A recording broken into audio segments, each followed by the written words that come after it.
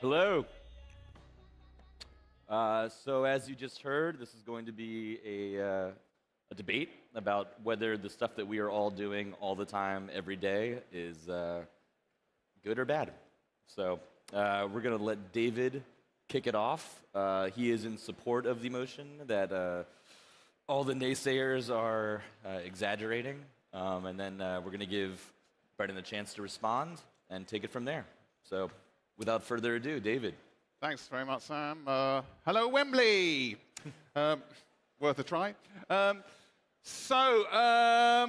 I just want to first off say my name is David Schneider, and I am a social media addict. Feels a lot better to get that out there. Scientists have shown that the smallest unit of time known to humanity is the time between me waking up and opening my eyes and checking Twitter.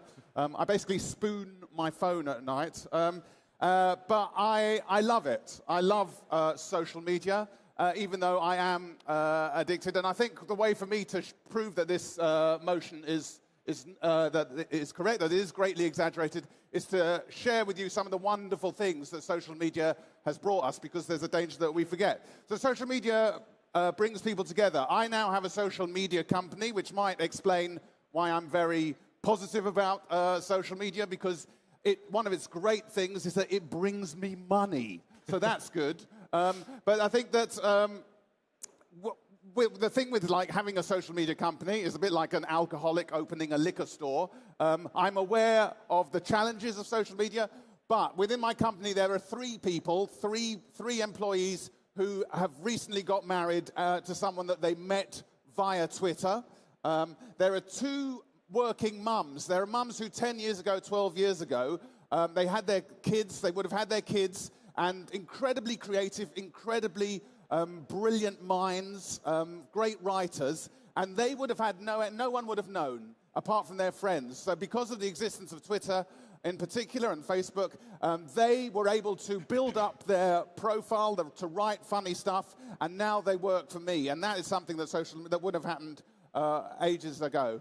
Same with all creative artists. Adele, look at Adele. Imagine a world without Adele. Adele was discovered via MySpace. We can all imagine a world without MySpace because there isn't one now. That's the world we live in. The main thing for me is that it's a sense of community. That's what social media brings us.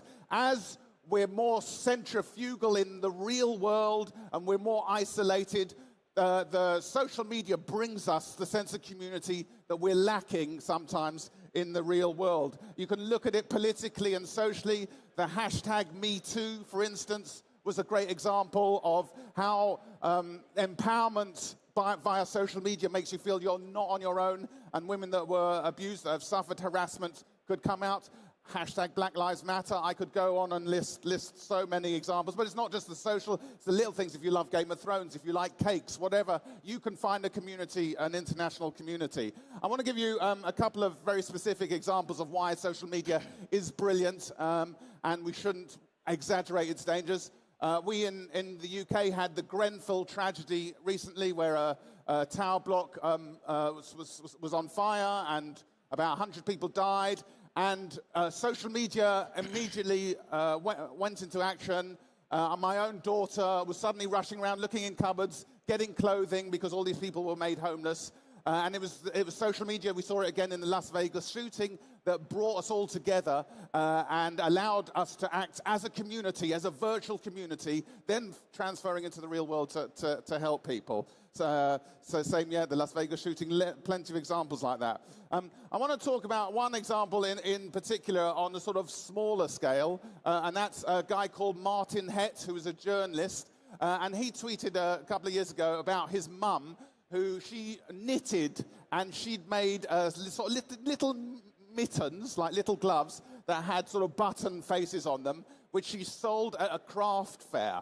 And she tried to sell at a craft fair in her local village. No one would buy them. He tweeted about it saying, "No one's buying my mum's little toys. It breaks my heart." And one by one, people started to buy them. People started buying them. And he shared his mum's reaction. Just one human being saying, I'm so chuffed. I was going to give up knitting. This has made my day. Thank you, Martin. I love you so much. And you watched as this grew and grew. People internationally. She set up a shop online. She would sell things online, donate the profits to a counseling charity. And it was just, it warmed your heart. And then what happened was that Martin was killed in the Manchester bombing in June. And all of us who'd got to know Martin as a community online on Twitter, we all shared the grief, but also the joy of that moment that we shared through Martin and through his mum. And then what happened was, because there were these terrorist attacks, the threat level in Britain was raised. So it went from severe to incredibly severe. I can't remember what it was. And there was a hashtag that started on Twitter called hashtag British threat levels. So this is like the day, literally the day after the Manchester bombing, where people say British threat levels, and they would joke about what real British threat levels were. Run out of tea, hashtag British threat levels.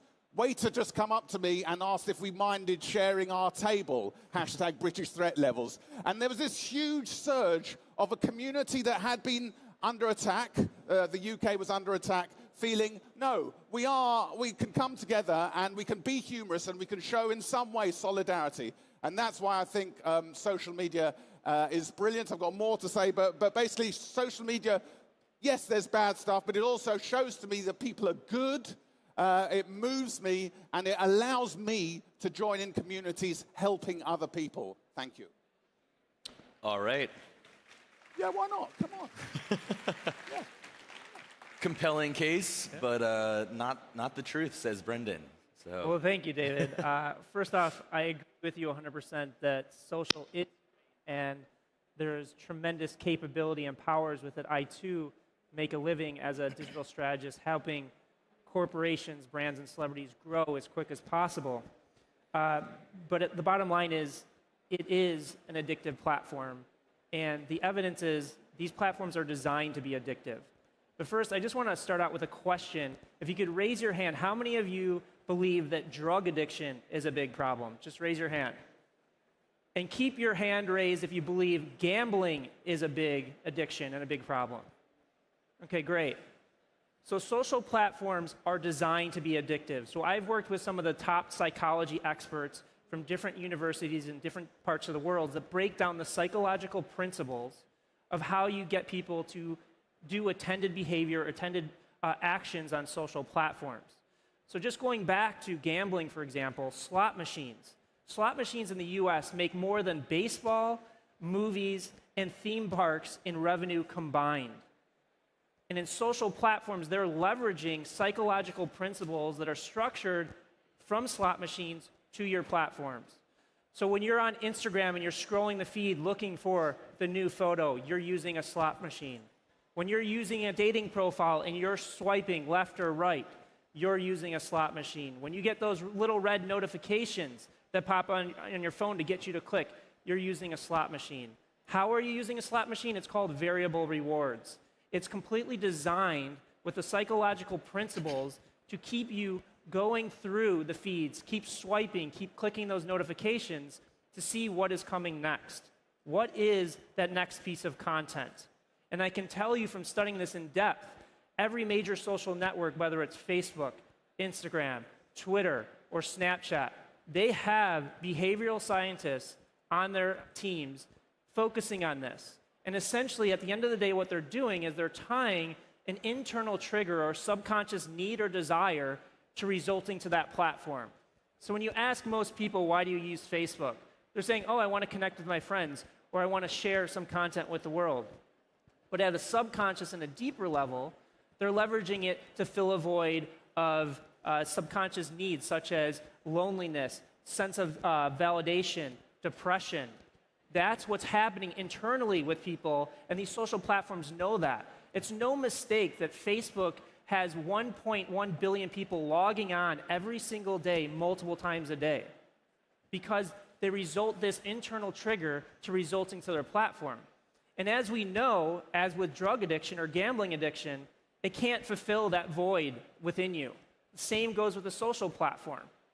By logging into Facebook or Instagram, it's not going to alleviate the void that's going on within you today. So what happens? It may fix it like a drug. It gives you a quick fix. So for maybe 30 minutes or 45 minutes, you feel relieved. But then once that quick fix or that dopamine spike decreases, you result back to the platform over and over again. So you may be saying, okay, that's great. You've proven that it's addictive, but is it really dangerous? Is it really hurting people in the same way that somebody is addicted to heroin or other drugs? Well, the fact is that one out of every four car crashes in the United States is a result of somebody using their mobile phone while driving. And the definition of addiction, I'll just paraphrase it, is essentially using an attendant behavior even though you know it's bad for you. So a drug addict or a gambler knows that their behaviors are bad, but they can't control their behavior. So what happens, there was a study done where they asked adults, and 58% admitted that they text while driving, while 98% of adults admitted that texting while driving is bad for you. So at the end of the day, people are still resulting to this inherent behavior, even though they know it's dangerous and it's causing car crashes and millions of deaths each year. So that's how I know that social media is an addictive platform, because again, it's designed to be that way. Now, that's not to say that social doesn't provide tremendous value in connecting the world and allowing people to push positive messages out to the world, which David gave some great examples. We just need to recognize that that is happening and being conscious of it and making sure that we're using these social platforms and designing them in such a way that it's done for good and not bad. Thank you. Great. So a couple follow-up questions for both of you. David, you mentioned this strong sense of community that's provided by the internet, but in particular social media. It's in the name. Do you find that there's anything maybe inauthentic about people coming together, strangers, just because of a hashtag? I mean, we've had communities as humans for quite a long time that were usually based on some shared experience, living in the same place. Now you can have a community of sorts with thousands of people you'll never meet and don't really know anything about. How do you still define that as a community? Well, because I think what's great, and we're on the future stage here, that we're now no longer restricted by our geography, our human body. If you're a disabled person, it doesn't matter.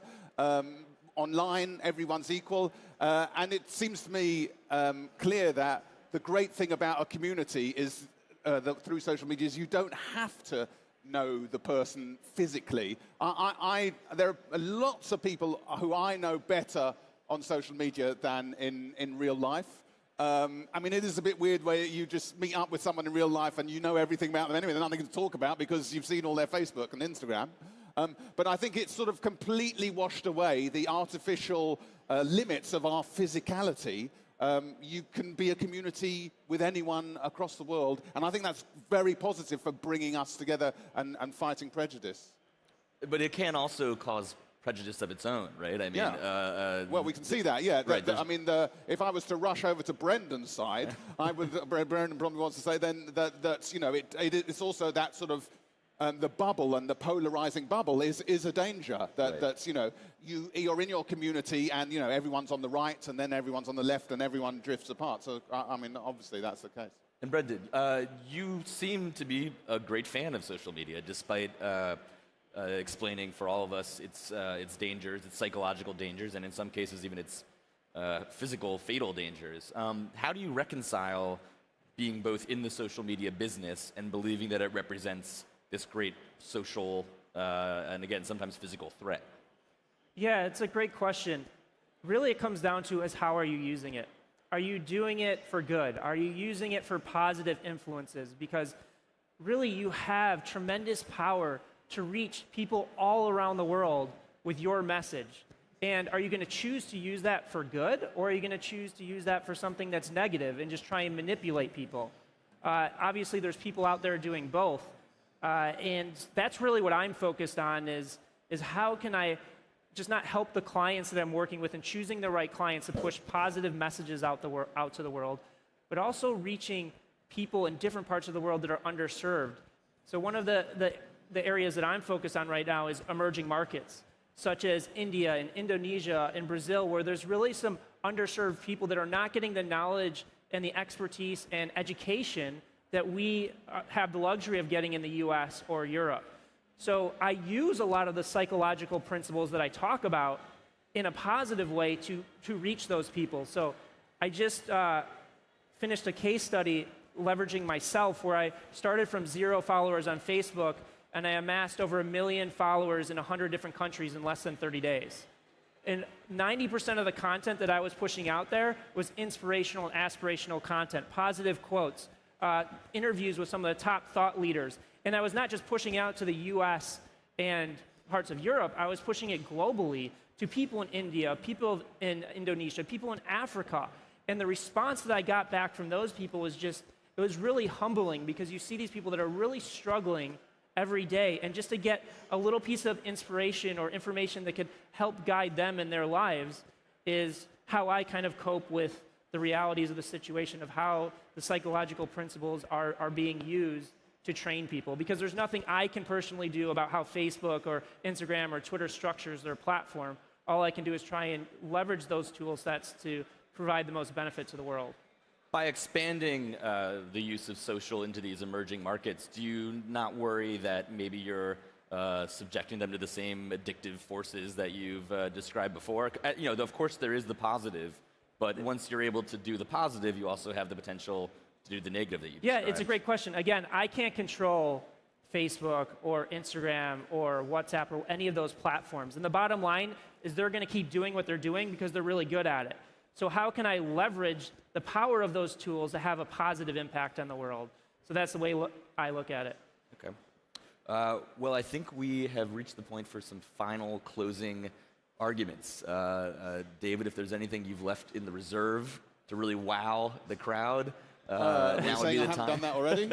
But to also, you could take this time to respond to Yes. to Brendan with any points you'd like. Yeah, sure. I mean, Brendan's, you sort of argued slightly for me there that it's about how you use it. So there's 2 points I'd like to make to conclude. The first is like Brendan's point about, yes, the addictive nature, there's built-in addictive nature, but sport and exercise is addictive if you go too far. The sort of release of getting retweets and that, the addiction that you get in your brain is similar to when you exercise, when you score a goal, when that adrenaline. So it's all about how you use it, and we shouldn't condemn all social media because it's tools to be used properly and well. The other thing I'd like to just say is to refer people to the printing press. And when printing came out and how that changed everything, and a lot of the arguments that we're rehearsing now, that you've heard on stage now, are similar to the thing of the information's out of control. People are reading. People are the void of their lives are being filled by reading. Like if we feel our lives are mundane, we read to escape. But everyone says reading is fine. That's good. But it's the same thing as accessing. When you read, you access another person. You become outside yourself. So I think social media at its best, the internet at its best, enables us to do that again. And the thing about the printing press is that it can be used for good or for evil, for Anna Karenina and for Mein Kampf. And that's exactly the same, I would say, with social. Brendan, any closing thoughts here? Yeah, again, I'm not here to argue that social media is a bad thing. Again, like David said, in the right hands with the right messages, it can be a very powerful tool. You know, the topic of the debate is it addictive? And is that exaggerated? And as I explained, it is addictive because it's designed to be that way. Now, a majority of people on social media, over 2 billion plus people, don't know that. And I think just going into it, consciously knowing what's happening, how these products or platforms are designed, and then using it for a positive cause, I think could have a dramatic impact on the world today. Great. All right, well, that was a very nuanced case by both sides. I appreciate that. Let's give them a round of applause.